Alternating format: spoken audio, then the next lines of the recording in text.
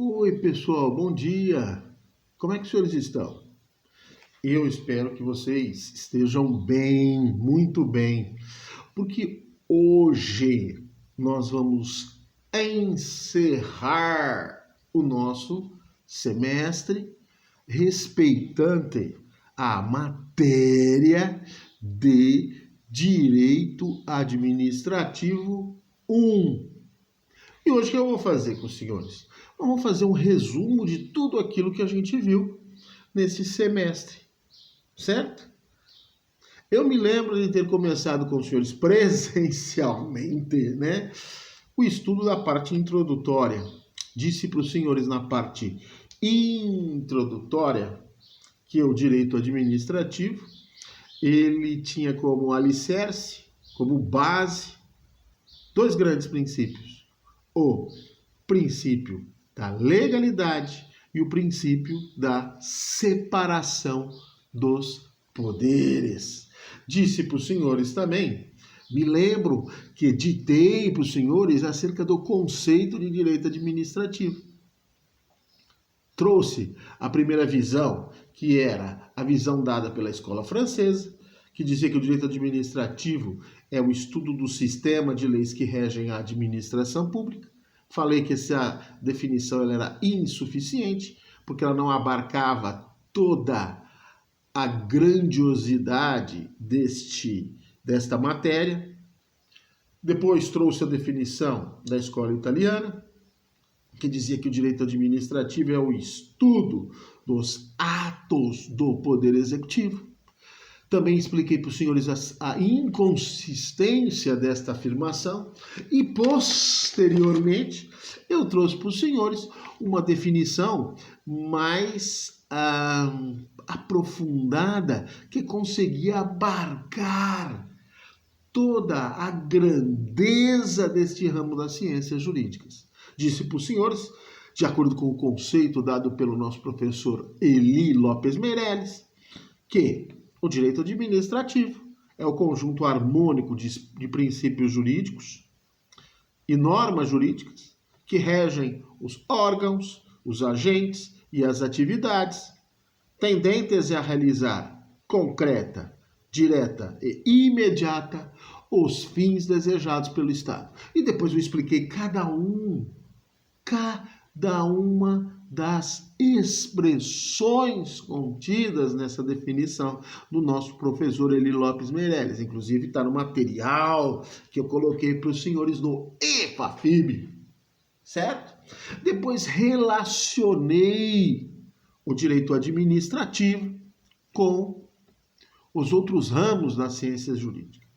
Ou seja, fiz de forma pormenorizada a demonstração do diálogo entre o direito administrativo e os outros ramos das ciências jurídicas, mormente com o direito constitucional, o direito penal, o direito processual, o direito do trabalho, o direito civil e o direito comercial. Depois falamos sobre as fontes do direito administrativo, lembra? Falei que essas classificações de fontes do direito administrativo, ela varia de doutrinador para doutrinador. E eu falei para os senhores de 4 fontes do direito administrativo: a lei, a doutrina, a jurisprudência e os costumes. E eu lembro de ter dito para os senhores que a fonte principal do direito administrativo é a lei. De tal forma que todas as outras fontes são fontes secundárias. Então guardem isso. A fonte principal, originária do direito administrativo é a lei. De tal forma que todas as outras fontes do direito administrativo são tidas como fontes secundárias. São fontes secundárias, portanto, a doutrina, a jurisprudência e os costumes, certo? Depois, expliquei para os senhores a questão envolvendo os sistemas administrativos. Quando falo em sistemas administrativos, eu estou querendo dizer o seguinte: em havendo um conflito envolvendo um particular e o Estado no outro polo da relação jurídica, quem vai julgar esse caso? Para isso, existem dois grandes sistemas: o sistema do contencioso administrativo francês ou o sistema inglês, sistema da jurisdição única. Nós vamos ver que no sistema francês do contencioso administrativo existe um órgão apropriado fora do Poder Judiciário que vai julgar essas questões. E ele tinha um nome à época, que era o Conselho de Estado. Nós não adotamos o contencioso administrativo francês no nosso ordenamento jurídico. No Brasil, todos os casos envolvendo o Estado e um particular, ou os casos envolvendo os particulares, eles são julgados perante o Poder Judiciário. Portanto, o monopólio da jurisdição no nosso país, ele é do Poder Judiciário. Portanto, nós adotamos, no nosso Brasil, o sistema da jurisdição única, também conhecido como o sistema inglês, English System. Tranquilo? Sem grandes problemas, né, senhores? Tá dando para os senhores aviventar? Depois, eu falei para os senhores sobre o regime jurídico administrativo. Vai pegando para o material e vendo. O regime jurídico administrativo, ele diz respeito às duas grandes vigas mestras do direito administrativo.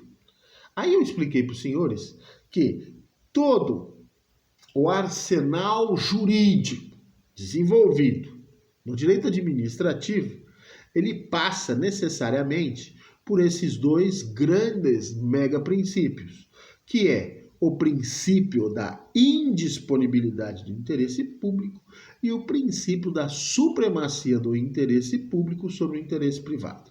Disse para os senhores que no princípio da indisponibilidade do interesse público, o agente público, dotado de uma série de poderes, ele tem o dever de utilizá-los para a busca dos interesses da coletividade. Até porque, quando ele se torna agente público, a obrigação dele é servir a comunidade e utilizar esses poderes públicos que lhes foi confiado a partir do momento em que ele adentra os quadros da administração pública. Princípio da indisponibilidade. O outro princípio é o princípio da supremacia do interesse público sobre o interesse privado. E é através deste princípio que o poder público ele consegue impor as suas determinações, as suas vontades em face da comunidade. Certo? Tranquilo? Tá conseguindo relembrar?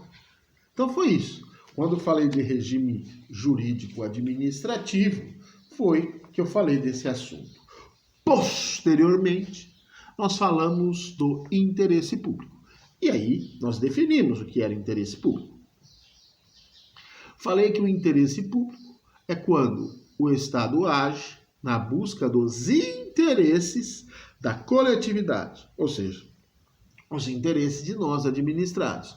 Até porque é por isso que o Estado ele é criado, para satisfazer os interesses dessa massa abstrata chamada administrados. E aí, senhores, nós vamos ver que existem duas espécies de interesses públicos: o interesse público primário e o interesse público secundário.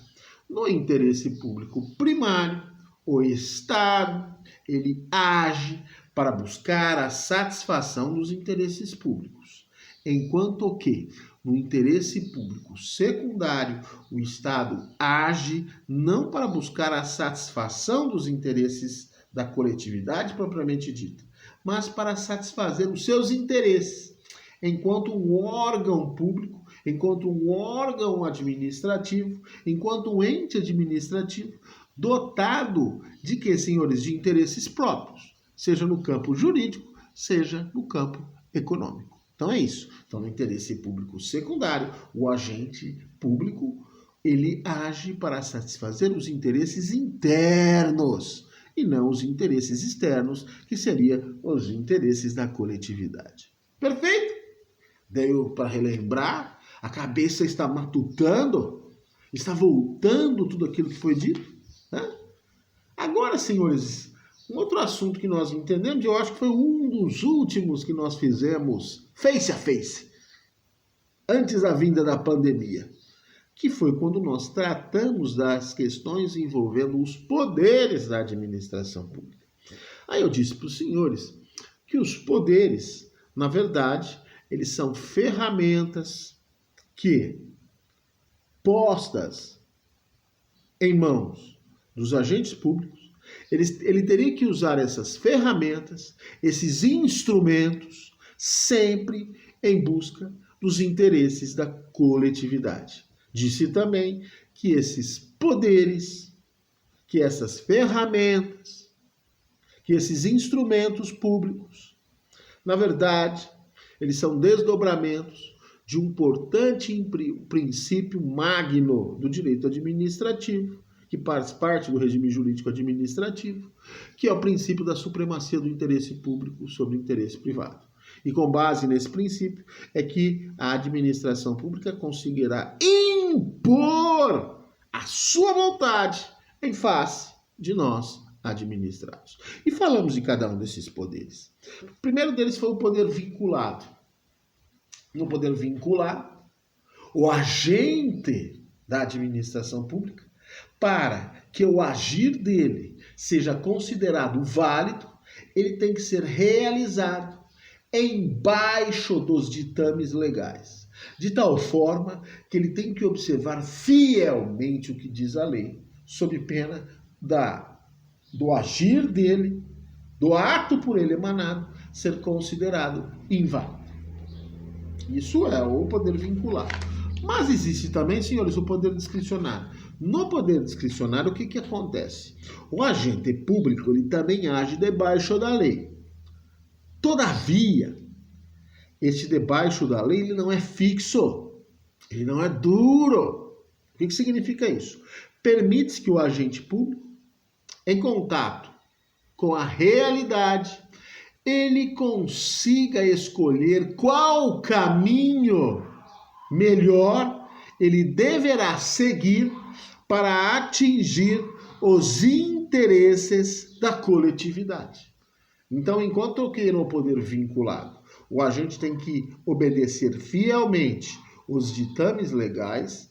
Na discricionariedade, eu dou uma liberdade maior para o agente público, para que ele, debaixo da lei, escolha qual o melhor caminho que ele seguirá para atingir os interesses da coletividade. Deu para lembrar? Está voltando na mente estes princípios, esses conceitos? Aí depois falei para os senhores sobre o poder normativo, onde os senhores também poderão encontrar sobre o nome de poder regulamentar. Aqui é dado, né, ao chefe do executivo a possibilidade dele esmiuçar o conteúdo de uma lei para que esta lei ela ganhe efetividade no mundo como nós conhecemos. Lembra quando os senhores estudaram a pirâmide kelseniana? Quem está na base da pirâmide kelseniana, senhores? A norma hipotética fundamental, também conhecida como a Constituição no nosso país. Abaixo dela, as leis ordinárias. E abaixo delas, quem estão, senhores? Os decretos. Os decretos emanados pelo chefe do executivo, que vão esmiuçar o conteúdo desta lei para que ela possa ser aplicada de forma efetiva no dia a dia. Então, o poder normativo, para que ele possa ser exercido de forma válida, ele tem que ser exercido apenas debaixo da lei. Tranquilo? O outro poder que nós estudamos, queridos alunos, foi o poder disciplinar. O poder disciplinar é o poder dado ao chefe do executivo, né? A possibilidade dele apurar todas as infrações funcionais e aplicar as penalidades ao servidor público que, de uma certa forma, ele não atende às expectativas do órgão ao qual ele pertence. Ou seja, naquelas circunstâncias em que ele pratica uma falta funcional. E esta possibilidade de ser aplicada a ele uma sanção em âmbito interno, ela decorre deste poder disciplinar. Tranquilo? Um outro poder que nós estudamos, meus queridos, foi o famoso poder hierárquico. O poder hierárquico, ele se relaciona com aquela relação de coordenação e subordinação que deve existir entre os vários escalões existentes na administração pública. Se nós pegarmos na administração pública, ela é escalonada de forma lógica, como no organograma de uma empresa. Existem os chefes, abaixo dos chefes existem os seus subordinados, e abaixo desses subordinados existem outras pessoas, até chegar naqueles agentes públicos que têm a incumbência de dar efetividade a tudo aquilo que foi disciplinado pelos altos escalões da administração pública. Esta possibilidade, este escalonamento lógico, ele é fruto de um poder dentro da administração pública, que é o famoso poder hierárquico. Tranquilo? Depois falei para os senhores sobre as formas em que esta exteriorização ela é dada no mundo jurídico. Que pode ser, por exemplo, dar ordens a subordinados, controlar as atividades dos órgãos inferiores, aplicar sanções no caso das infrações disciplinares praticadas pelos agentes públicos, avocar atribuições e delegar atribuições, certo? Posteriormente a este poder disciplinar, nós entramos, senhores, no estudo de um dos poderes mais importantes da administração pública, que é o poder de polícia. Disse para os senhores que no poder de polícia, a administração pública, ela vai limitar, ela vai restringir direitos individuais dos cidadãos para que floresça os interesses da coletividade como um todo. Então, eu freio direitos individuais das pessoas para que sejam preservados os interesses da coletividade. Falei para os senhores que o fundamento deste poder de polícia era o princípio da supremacia do interesse público sobre o interesse privado. Falei que esse poder de polícia tinha como fundamento legal o artigo 78 do Código Tributário Nacional. Posteriormente, mostrei para os senhores as diferenças entre o poder de polícia legislativo e o executivo, e as diferenças envolvendo o poder de polícia administrativo e o poder de polícia judiciário. Concomitante a isso, eu trouxe para os senhores os atributos do poder de polícia, ou seja, as características que um ato administrativo ele tem que ter para que ele seja considerado um poder de polícia. E esses atributos são a discricionariedade, a autoexecutoriedade, a coercibilidade e a atividade negativa. E posteriormente, senhores, ao estudo destes poderes da administração pública, nós entramos no estudo de um importante princípio da administração pública. Estudamos os princípios da administração pública. Disse para os senhores que existem duas espécies de princípios da administração pública: os princípios implícitos e os princípios explícitos. Os princípios explícitos são aqueles que estão dispostos numa lei, mormente a Constituição Federal, artigo 37 caput. Então são aqueles que se originam das famosas fontes secundárias, fontes primárias do direito administrativo. E depois falei para os senhores dos princípios implícitos. Os princípios implícitos são aqueles que têm como fonte primordial as fontes secundárias do direito administrativo. Ou seja, são aqueles que foram criados ou pela doutrina ou, por sua vez, foram de construção jurisprudencial. Dentre esses princípios explícitos, nós estudamos o princípio da legalidade, onde entende-se que o agente público, ao exercer suas atividades, ele tem que exercê-las de forma que ele obedeça aos ditames legais. Princípio da impessoalidade, em regra, o agente público, ao exercer suas atividades, ele tem que agir da forma mais neutra possível em face dos administrados. Falei depois do princípio da moralidade, ou seja, não basta o agente público agir de forma ou debaixo da lei, ele tem que sempre, ao agir, buscar os interesses públicos e não os seus interesses individuais.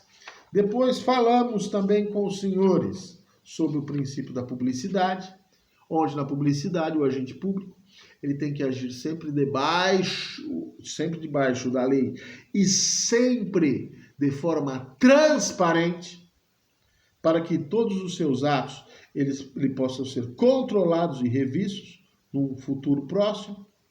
Falamos depois do princípio da eficiência, que é o último princípio positivado na nossa Constituição em razão da reforma administrativa, né? Então ele vem com a emenda 19/98, onde não basta que o agente público haja debaixo da lei, mas sim que ao agir ele busque resultados positivos para a coletividade.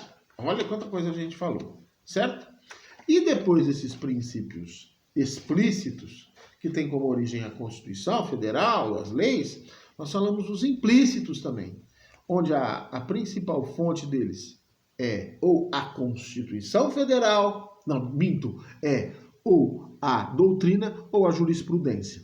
Aí falei para os senhores do princípio da motivação, onde toda vez que o agente público agir, ele tem que demonstrar os fundamentos fáticos e jurídicos do porquê que ele está realizando aquele ato. Falei do princípio da autotutela, que é o poder dado à administração pública de rever os seus próprios atos, revogando aqueles inconvenientes e inoportunos e anulando aqueles que foram praticados em desconformidade com a lei. E depois falei para os senhores sobre os princípios da razoabilidade ou também da proporcionalidade, onde entende-se que o agente público, ao agir debaixo da lei, ele tem que agir com bom senso. E paramos por aí. Depois entrei também em um assunto importante do direito. Isso tudo já de forma o quê? Virtual, um longinho do outro, que foi a questão envolvendo os atos administrativos. Defini o que era um ato administrativo, utilizei até a definição dada pela nossa querida professora Maria Silvia Zanella de Pietro, que diz que o ato administrativo é a declaração do Estado ou de quem o represente, que produz efeitos jurídicos imediatos, com observância da lei, sobre um regime de direito público e sujeita a controle pelo Poder Judiciário.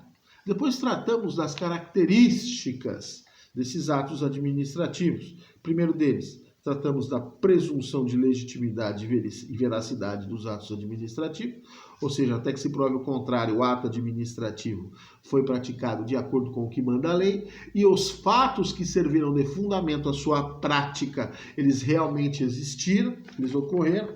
Depois falamos para os senhores sobre a imperatividade, também conhecido como coercibilidade. Falamos também da autoexecutoriedade como um atributo. E por último, falei também de um importante atributo dele, que é o atributo da tipicidade. E voltando, senhores, falamos dos elementos do ato administrativo. Quando falo em elementos do ato administrativo, eu estou querendo falar para os senhores sobre o quê? Sobre a anatomia deste ato. Ou seja, sobre tudo aquilo que o ato tem que trazer dentro de si para que ele exista e para que ele produza efeitos jurídicos válidos. Falei que os elementos do ato administrativo eles são 5 e eles estão dispostos na Lei 4.717 de 65, o famoso artigo 2º. Esta é a lei que trata da ação popular. E lá, se nós vermos e dermos uma lida neste artigo 2º desta lei, nós vamos ver que ele faz referência aos 5 elementos, que são o sujeito, também conhecido como competência, vai depender do doutrinador, o objeto ou conteúdo do ato, a forma do ato, o motivo e a finalidade. Então, esses são os 5 elementos que necessariamente o ato administrativo deve trazer dentro de si para que ele exista e produza efeitos jurídicos válidos. Depois classificamos os atos administrativos. Usamos 4 classificações. Classificação do ato quanto às prerrogativas, quanto à formação de vontade, quanto aos e quanto aos destinatários. Depois disso, tratei com os senhores acerca dos atos administrativos em espécie. Primeiro, tratamos quanto à questão envolvida quanto ao conteúdo do ato, ou seja, quanto àquilo que ele emana de dentro da sua essência. Falamos da autorização, da licença, da admissão, da remissão, da aprovação, da homologação e do parecer. Depois fizemos uma explicação quanto à forma dos atos administrativos, ou seja, quanto à maneira qual ele é exteriorizado. Falamos então do decreto, da resolução e da portaria, da circular, do despacho e do alvará. Aí, posteriormente a isso, falamos sobre a questão envolvendo a extinção desses atos administrativos, que pode ser a extinção por revogação, pode ser por anulação do ato administrativo. E aí, né, senhores, eu expliquei cada uma delas. Mas também aí, ao final, eu falei de uma circunstância importante, que inclusive cai nos concursos públicos, que é a questão que diz respeito à convalidação dos atos administrativos, ou então ao saneamento destes atos. Depois disso, nós entramos também na seara do estudo de um importante assunto que diz respeito à administração pública indireta, ou seja, os entes descentralizados criados pela administração pública com o objetivo de prestar um serviço para nós particulares, seja um serviço público ou desenvolvimento de uma atividade econômica de uma forma mais efetiva, de uma forma mais o que, senhores, especializada e, consequentemente, mais eficaz. Aí tratamos de cada um desses entes administrativos que foram criados no ano de 1967, através de um decreto, através de uma lei, que é a Lei 7.596 de 87. Aí nós esmiuçamos o conteúdo de uma autarquia, o que era uma autarquia. Depois falamos para os senhores também sobre as agências reguladoras, que são autarquias, que estão dispostas sobre um regime especial. Depois falei sobre as sociedades de economia mista, ou seja, aqueles entes descentralizados que são criados por uma junção de dinheiro público e de dinheiro privado. Depois tratei com os senhores acerca das fundações, disse as diferenças envolvendo uma fundação pública de uma fundação privada. Falei das correntes que diziam que só existia hoje no nosso país fundação de direito público e as de direito privado não estavam mais recepcionadas pela nossa Constituição de 88 e fiz um esmiuçar deste conteúdo dessas fundações e passando as diferenças de cada uma delas. Depois falei com os senhores sobre empresas públicas, falei para os senhores também sobre fundações, empresas públicas e sociedade. E terminamos o nosso estudo. E adentramos o último assunto, que foi questão envolvendo controle da administração pública. certo? Os controles feitos internamente pela própria administração pública, o controle legislativo feito pelo parlamento, juntamente com o Tribunal de Contas, esmiuçamos o conteúdo do Tribunal de Contas, e por último, fizemos um apanhado também sobre o controle feito pelo Judiciário. E foi isso que nós tratamos nesse semestre, senhores. E o que eu tenho para dizer para os senhores? Que conseguimos falar tudo, apesar de termos conversado de forma remota, sem olharmos um nos olhos dos outros. Mas aproveitem todo o material que o professor mandou para os senhores. Estudem, deem uma lida nas videoaulas e vamos tocar a vida, certo? Vai dar tudo certo e nós voltaremos num futuro próximo a conversarmos de forma o que, senhores? Presencial, olho no olho. Tenham fé e força. E sempre usando máscara e passando álcool gel. Um abraço, fiquem com Deus.